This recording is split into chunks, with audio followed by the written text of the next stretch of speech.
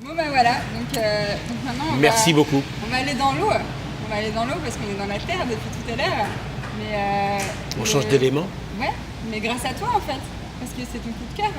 Ah, Sea Shepherd. Sea Shepherd. Captain Paul Watson. Exactement.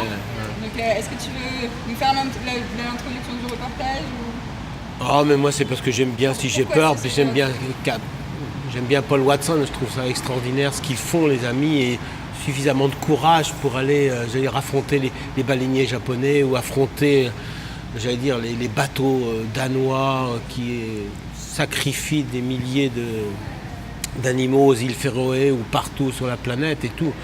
C'est une telle belle mission que... Et puis, un acte aussi, hein. Ouais, puis un acte positif au moins du côté France, c'est que Paul est enfin accueilli dans un pays en France où il peut se promener librement et nous faire des conférences et des causeries à longueur de salons et de festivals, et ça c'est extraordinaire. Quand il y a eu des mandats d'arrestation sur lui, la France a quand même pas mal été répondue présente quand il a fallu être dans son camp pendant les procès. La preuve, il a été accueilli, et j'aime bien ce petit livre là, tout simple, il s'appelle Océan.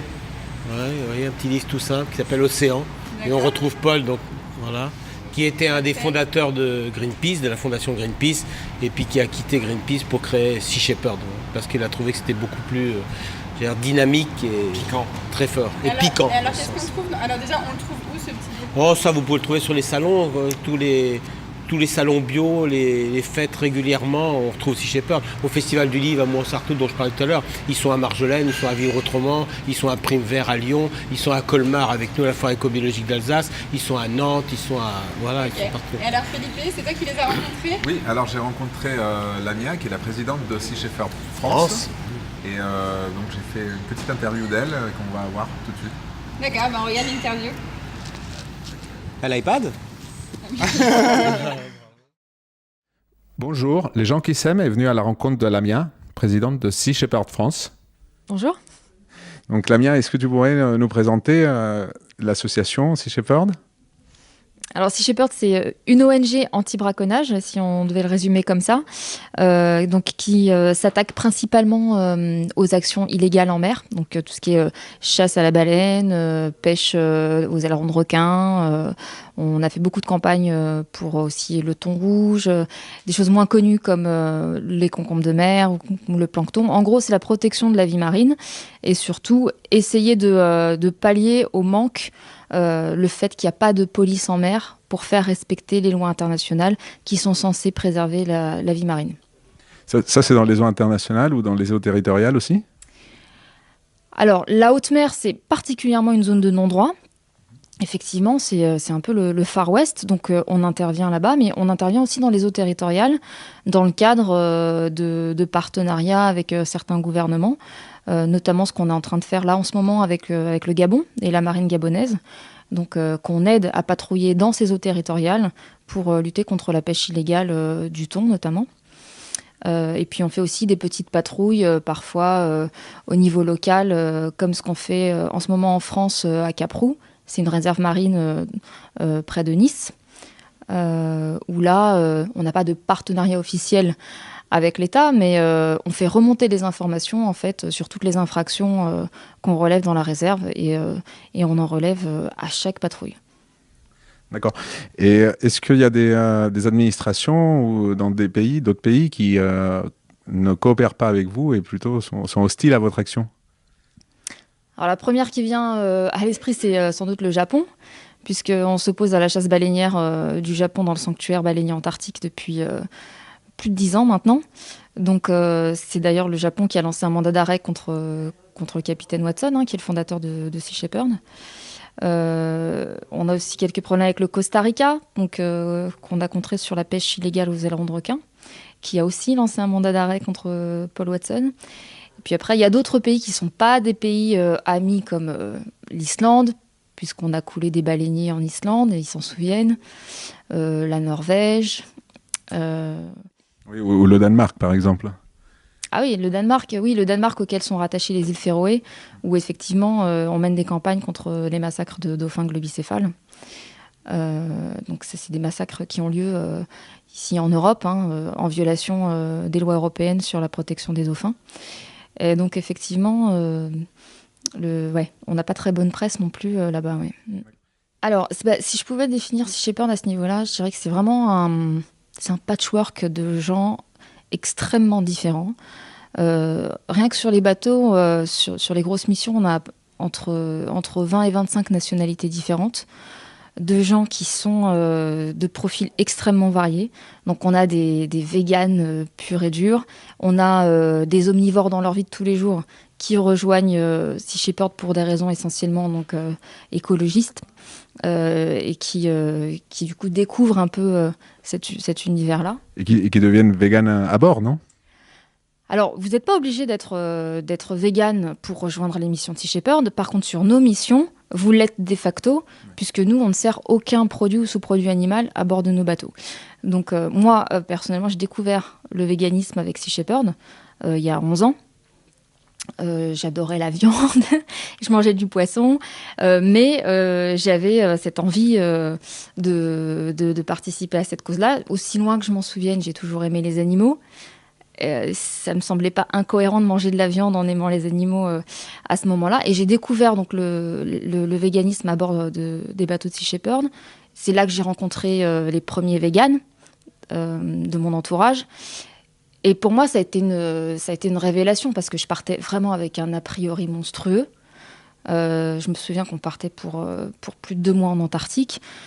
Et ça m'inquiétait moins que le fait de manger de la salade tous les jours, puisque c'est vraiment l'idée que j'en avais, quoi.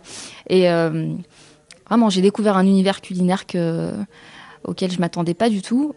Et je pense que c'est une très bonne expérience. Et c'est très bien le fait que Sea Shepherd soit ouvert aussi aux omnivores, parce que c'est l'occasion pour beaucoup de découvrir ça, de découvrir qu'il est possible de manger végétalien tout en prenant plaisir à manger, en étant en bonne santé. Je peux vous dire qu'en Antarctique, faut être un sacré gaillard pour les journées de boulot qu'on a là-bas, sur le pont, etc. Et on n'était pas du tout carencés, et c'était très, très, très bon, quoi. Donc, vous avez eu une participation assez remarquable dans le documentaire Cowspiracy.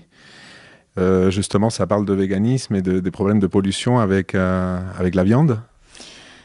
Ce qui est intéressant avec le film Cowspiracy, vraiment, c'est que effectivement, il met le doigt sur le problème dont beaucoup d'écologistes ne veulent pas parler, qui est effectivement notre alimentation, le fait de manger de la viande, des poissons, etc. Et c'est vrai que Sea Shepherd est, je crois, la seule ONG qui est interrogée dans le film, à dire clairement que, en fait, il faut qu'on arrête de manger de la viande. Que vous avez un engagement pour préserver tous les animaux, pas uniquement les animaux marins. Alors, disons qu'on fait le lien évident entre le fait de manger de la viande et manger du poisson, puisque 40% de ce qui est pêché dans l'océan sert à nourrir les animaux d'élevage. Après, on ne prêche pas le véganisme par animalisme, même s'il est évident que la façon dont les animaux sont abattus aujourd'hui, c'est 70 milliards d'animaux qui sont tués, uniquement les animaux terrestres, dans des conditions qui sont innommables. Éthiquement, c'est quelque chose qu'on peut décemment pas valider.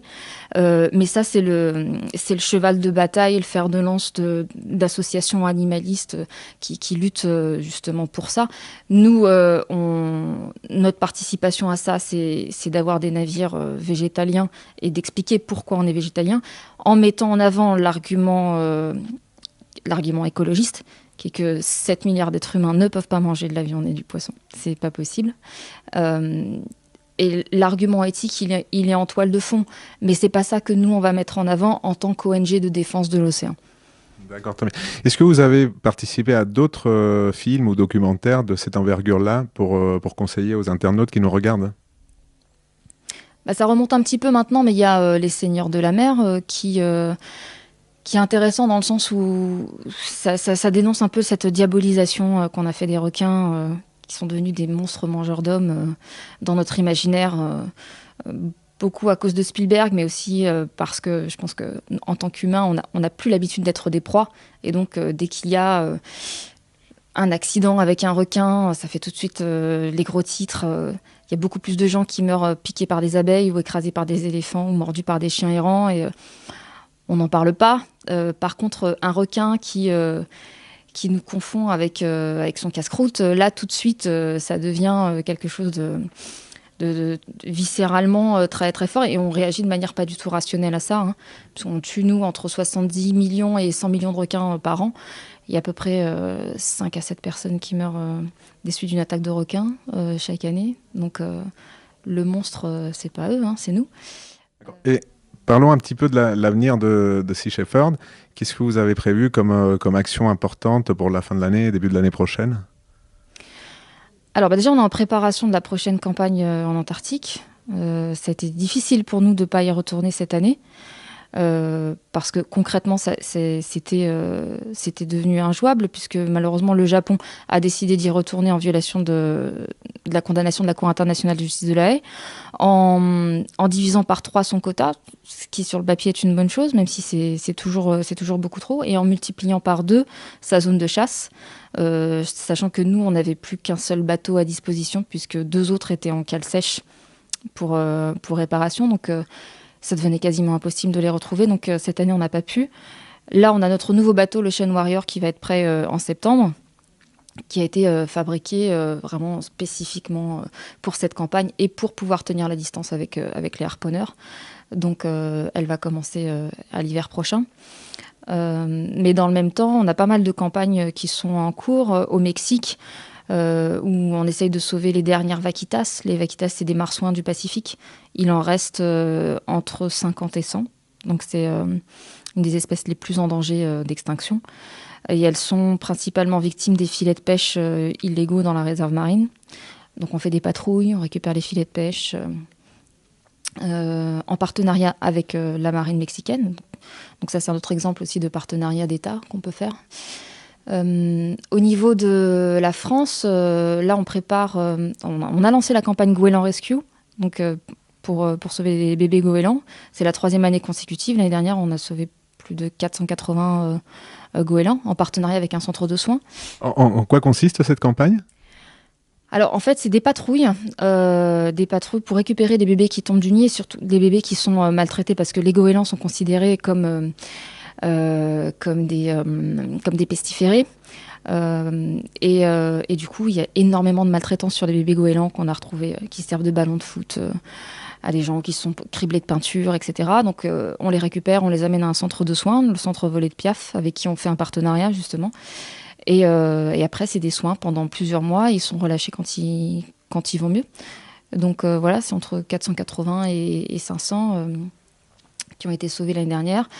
La campagne Cap-Roux, donc dans la réserve marine de Nice, qui continue. Et puis la préparation de Mare Nostrum, c'est une reconduction de la campagne qu'on a faite l'année dernière, où là, c'est de la récupération essentiellement de filets fantômes. Donc ce sont des filets qui sont abandonnés ou perdus en mer et qui continuent à pêcher. Donc on avait fait une opération dans le vieux port de Marseille, qui avait beaucoup fait parler, puisqu'on avait plongé dans le vieux port, qui est quand même un petit bijou pittoresque de la ville de Marseille. Et en fait, en dessous, c'est l'apocalypse. Je pense que les gens s'en doutaient, mais de voir les images, ça a frappé les esprits. Il y avait des filets, notamment avec des poissons qui étaient pris dedans. Donc, ceux qui étaient encore vivants, on a pu les relâcher, mais ils étaient voués à une mort certaine pour rien. Et cette année, on le reconduit, et je pense qu'on va faire un passage en Grèce, sans doute sur l'île de Lesbos, parce qu'on a pas mal de retours sur les problèmes que ça peut occasionner au niveau écologique, l'afflux de migrants. Donc forcément, les ONG qui sont sur place, c'est essentiellement des ONG humanitaires qui se focalisent sur l'urgence humanitaire.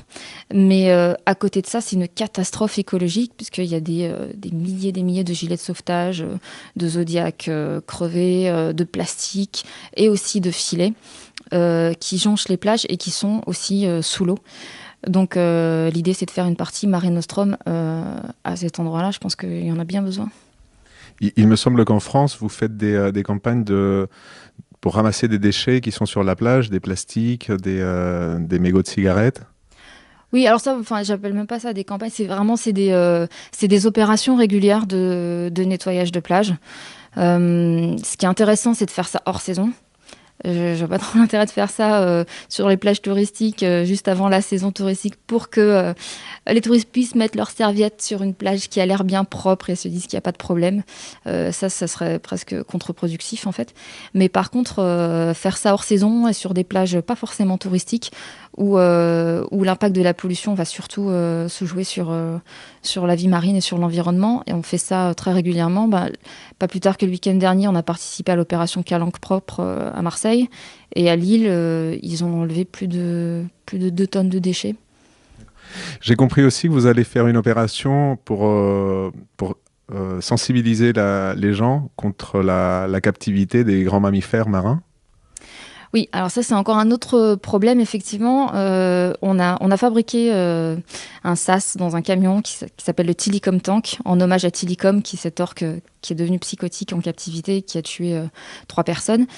Donc c'est un sas qui est tapissé de miroirs avec un système sonore qui vous renvoie en fait votre voix quand vous parlez, parce que c'est vraiment à ça que sont confrontés les dauphins dans un bassin en béton. C'est difficile pour nous humains de nous mettre à la place d'un dauphin et de comprendre ce que c'est qu'être dans un bassin en béton pour un dauphin, sachant que leur système sensoriel principal, c'est leur sonar, qui leur renvoie une image mentale de leur environnement. Donc quand ils sont dans une surface lisse, en fait, ça ne leur renvoie que leur propre reflet. Donc l'équivalent, c'est vous dans une petite pièce tapissée de miroirs qui ne vous renvoie que votre reflet et le son de votre voix, toute votre vie. Donc essayez de ne pas devenir dingue. Sachant que normalement, en milieu naturel, ils parcourent jusqu'à 150 km par jour et qu'ils passent 80% de leur temps en profondeur. Là, c'est pire que la mort, en fait. Ce sont des animaux qui sont intrinsèquement inadaptés à la captivité. En fait, c'est une campagne au long cours. Le Tilikum Tank, on va essayer de le déplacer le plus possible sur les manifestations qui sont organisées contre la captivité. Mais on a aussi des recours en justice contre le Marineland d'Antibes. Mais aussi au niveau de la Commission européenne contre le gouvernement français, qui ne respecte pas les directives européennes, qui, si elles étaient respectées, en fait, feraient fermer tous les delphinariums. Donc voilà, et puis il y a beaucoup de sensibilisation parce que si ces établissements, ces pénitenciers se maintiennent aujourd'hui, c'est uniquement à cause de la désinformation. Et le public croit encore qu'ils sont heureux de faire des bonds dans l'eau et qu'ils sont très bien là où ils sont. Il faut vraiment qu'il y ait ce déclic, cette prise de conscience du public. Nous pouvons inviter les internautes à aller voir les images de cette campagne sur votre site. Tu peux nous le rappeler ? Oui, c'est seashepherd.fr et puis la page Facebook Sea Shepherd France officielle. D'accord. Et là, les internautes pourront voir comment ils peuvent vous soutenir ? Oui, tout à fait. On fonctionne que grâce aux dons des particuliers et de certaines entreprises qui répondent à des critères éthiques qui sont en cohérence avec les nôtres. Et donc, on n'est pas du tout subventionné, puisque les subventions sont rarement gratuites, en fait. Donc, c'est notre liberté. Et effectivement, c'est ce qui nous permet de maintenir notre flotte à flot. Et beaucoup nos bénévoles, puisqu'on fonctionne avec 95% de bénévoles, sans qui on n'arriverait pas à faire le 10e de ce qu'on fait. Bon, je te remercie 1000 fois. Je vous souhaite énormément de succès dans vos campagnes à venir. Et puis, je voulais savoir si tu voulais passer un petit mot à Jocelyn, qui doit nous regarder dans quelques jours.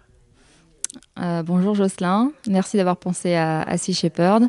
Nous, on aime beaucoup Cocopelli, à Sea Shepherd, puisque c'est une bonne illustration du combat du pot de fer contre le pot de terre, un combat essentiel qu'il faut mener. Je pense qu'on se rejoint sur beaucoup de choses. Et donc, bonne continuation à toi et à toute l'équipe de Cocopelli. Merci beaucoup. Voilà, superbe interview, très intéressante. Merci Felipe, merci Jocelyn de nous avoir fait découvrir Sea Shepherds pour ceux qui ne connaissaient pas. Magique. Je crois que tu vas nous dire quelques mots sur comment on peut les aider. Alors, pour soutenir Sea Shepherd France, Vous pouvez aller sur leur site, c'est seashepherds.fr. Là, vous pouvez normalement donner des dons.